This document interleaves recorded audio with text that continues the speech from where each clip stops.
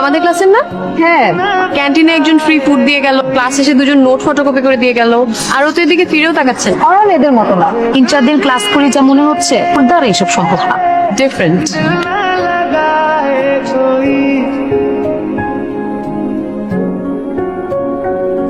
এই ফাইলে তোমরা প্রত্যেকে যার যার নাম, মোবাইল নাম্বার আর ইমেল অ্যাড্রেস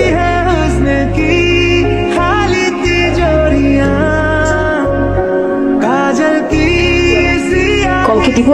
কল দিয়ে কি বলবো? এত কিছু ভেবে কিছুই হবে না। কল দিব।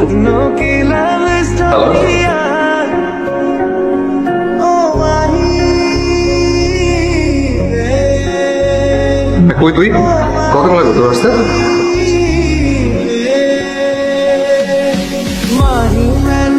হ্যালো, হ্যালো, আমি কে বলছেন? আমি চক্ষু হাসপাতাল থেকে বলছি। আপনার নাকি চোখে সমস্যা আছে?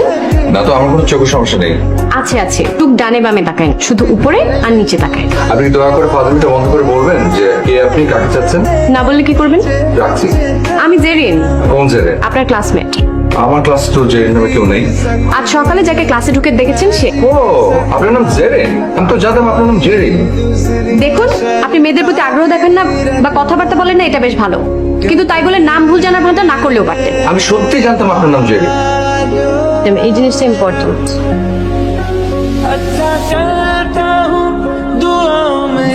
সরি। কিসের জন্য? আপনার রাগের পেছনের কারণটার জন্য। আপনার তো কোনো দোষ নেই, তো আপনাকে সরি বলতে হবে না। আমি সত্যি জানতাম আপনার নাম জেরি। এই নামটাও তো সুন্দর। শেষবারের মতো সরি বললাম। জেরি?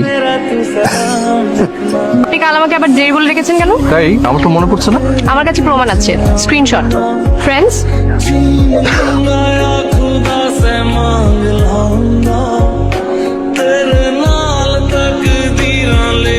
কাল তো ভ্যালেন্টাইন্স ডে। টিভিতে নাটক দেখবো।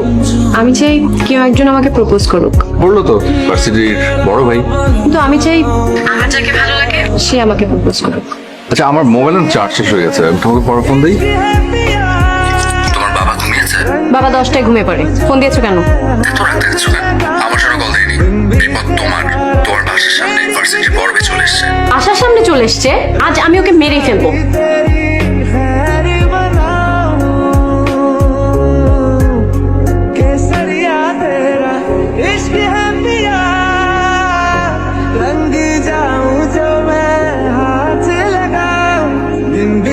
কি হয়েছে? বাবা আমার বিয়ে ঠিক করে ফেলেছে। বিয়ে ঠিক করে ফেলেছে মানে? যা শুনেছো সেটাই বলেছি। হুট করে কিভাবে বিয়ে ঠিক করে ফেলে? কয়েকদিন ধরে এই কথা বলছিল। এরকম কথা তো কতই বলে। বাবা যে এবার এত সিরিয়াস হয়ে যায় আমি সত্যি বুঝতে পারি। আমি তোমাকে ছাড়া থাকতে পারবো না। আমিও। তোরা যা বলেছিস আমি সব শুনেছি, কিন্তু এই ব্যাপারটা এক ফোঁটা ছাড় দেবো না আমি। 3 দিন পর ওরা আসবে। তুমি কিছু একটা করো, আমি পারবো না তোমাকে ছাড়া থাকতে। কেঁদো না তুমি। আমি আমি তোমার বাবার কাছে যাব। কি কি বলবে তুমি? কি করবে? আমি কি বলবো কি করবো জানি না। আমার ভালোবাসা চাইতে যাবো। ওয়ালাইকুম সালাম। কে দিব রে? জেরিনের ক্লাসমেট। আমার কিছু কথা ছিল। বলো। কথাগুলো আসলে আপনার সাথে। আমি আর জেরিন শুধু বন্ধু না, আমরা দুজন দুজনকে। স্টপ। পরের শব্দটা মুখে আনবে না। প্লিজ বিয়েটা বন্ধ করুন। আমরা আমরা দুজনই খুব কষ্টে থাকবো একটা জীবন। শুধু 3টা বছর সময় দিন আমাকে। দেখো ছেলে, 3টি বছর কেন, আমি তোমাকে 3 মাসও সময় দিব। কারণ আমি যে ধরনের পাত্র খুঁজছিলাম সে ধরনের পাত্রই খুঁজে পেয়েছি। ছেলে পাইলট, ছেলে হিসেবে ভালো, 3 লক্ষ টাকা বেতন পায়। তুমি তো এখন সেকেন্ড ইয়ারে পড়ছো, পড়াশোনা শেষ করতে তোমার আরো 3 বছর লাগবে। তারপর 1 বছর চাকরি খুঁজবে, 20,000 টাকা বেতন। তুমি যেতে পারো। কেন নয়ন? আমার কাছে কিছু টাকা আছে, গয়নাও আছে। আমরা কালই পালিয়ে যাব। পারবে না আমাকে নিয়ে পালাতে? আমি কি তোমাকে ভালো রাখতে পারবো? তুমি যেভাবে রাখবে আমি সেভাবেই ভালো থাকবো। বাবা, নিজের কথা না ভেবে সারাটা জীবন আমাদের দিয়ে গেল, ভুলে যাস না এসব। The number you're calling cannot. জেরিনকে দেখেছো? ওকে ফোনে না পেয়ে ওর বাসায় গিয়েছিলাম কাল। বাসায় কেউ ছিল না। তুমি কিছু জানলে আমাকে জানিও। তুমি এখানে কেন? জেরিনের সাথে একটু কথা ছিল। 8-9 দিন হলো আমি ওকে দেখি না। আমি শুধু একবার দেখে চলে যাবো। এর বিয়ে হয়ে গেছে, জেরিন এখন শ্বশুর বাড়ি। হ্যাঁ জানতাম, জেন তোমাকে জানাতে নিষেধ করেছিল। তুমি জেরিনের শ্বশুরের ঠিকানাটা আমাকে দিতে পারবে? আমি ওকে অনেকদিন দেখি না, দূর থেকে শুধু একটু দেখে চলে আসবো। আমি তো ওকে হারিয়ে ফেলেছি।